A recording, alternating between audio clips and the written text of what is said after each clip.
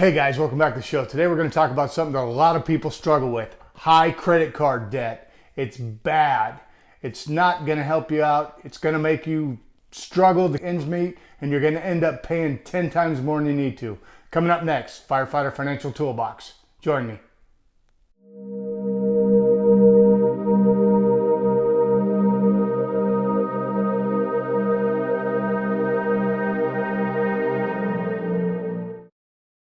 We're online now. We're looking at creditcards.com. We're just going to talk about some statistics really fast about how bad the credit card thing is.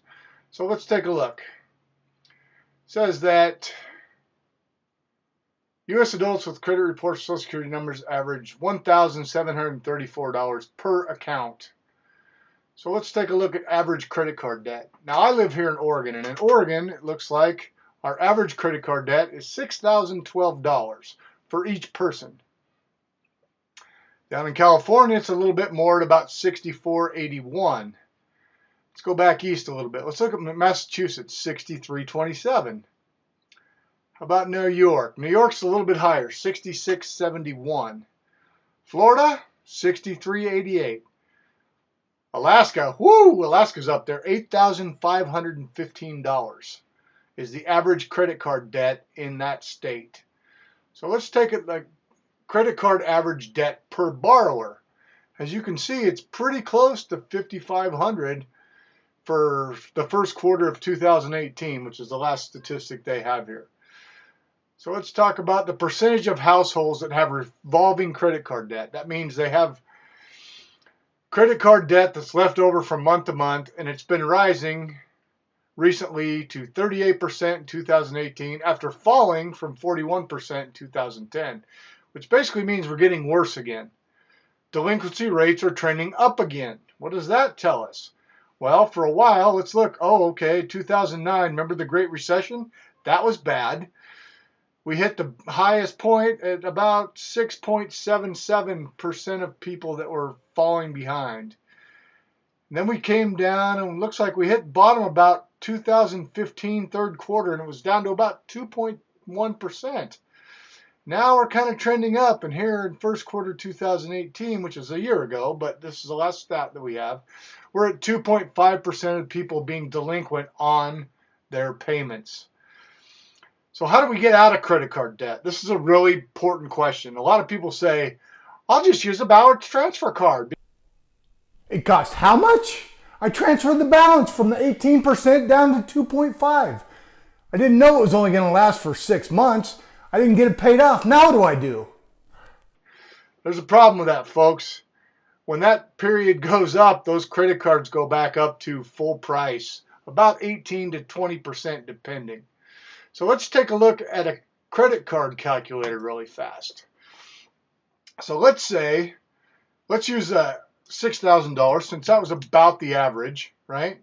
Now let's say your credit card that you transferred the balance goes up to 18.9%. The minimal percentage of you could pay on that is, 3%. So 3% of that is about $20 a month. So let's say all you can pay is the very minimum.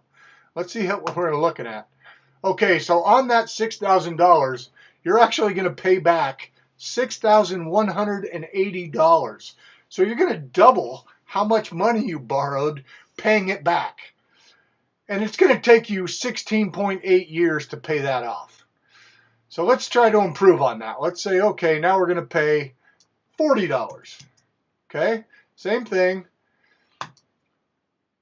We're still paying all $5,700, and it's going to take us 12.8 years.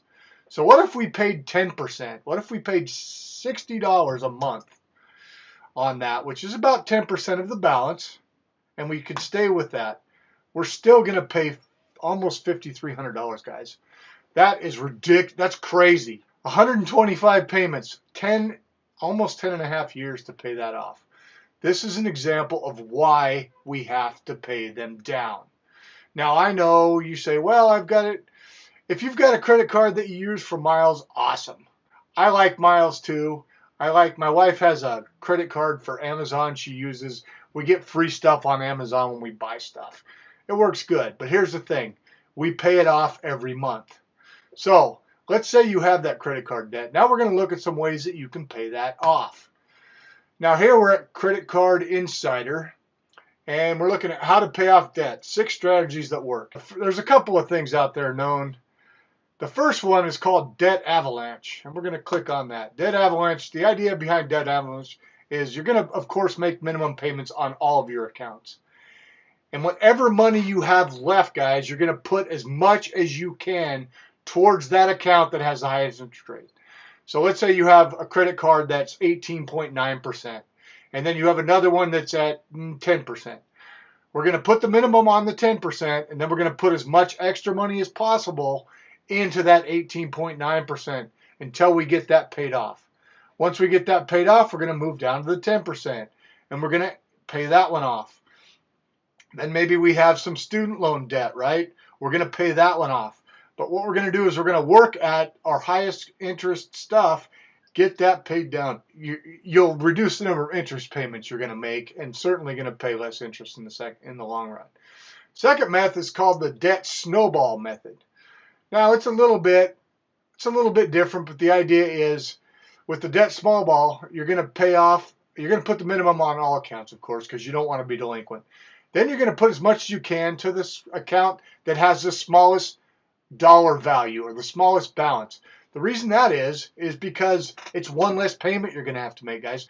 Now on this one, I would probably pay off the personal loan and then the credit card, because student loan isn't going to change. It's a fixed rate. 22% really makes me scared. The other thing is the difference between my credit card balance at $7,000 and my personal loan is $5,000 is I would probably put it against that. But the way this debt snowball works is you pay off those smallest amounts so that you have one less payment each time you pay that balance off, guys. And it's a good way to do it. Now, what about paying off with balance transfers? We talked about that. Transfer your credit card balance to a different card. Let's take a look at what this has to say. The way that works, you pay it off, and now you have a new card with 0% APR at first. The problem is most people don't pay more than the minimum. So if you're still paying the minimum amount while you have that period of 0%, that's great, but then your credit card goes to 8 or 10 or 20%. And if you don't pay it off when it goes, all you're doing is robbing Peter to pay Paul, and you're going to pay it in the long run. So I'm not a real big fan of that method, although for some people it can work. What about getting a personal loan to pay off a debt for a credit card? It may help. It might help with your credit score, because chances are if you have bad credit card debt, your credit card score is low.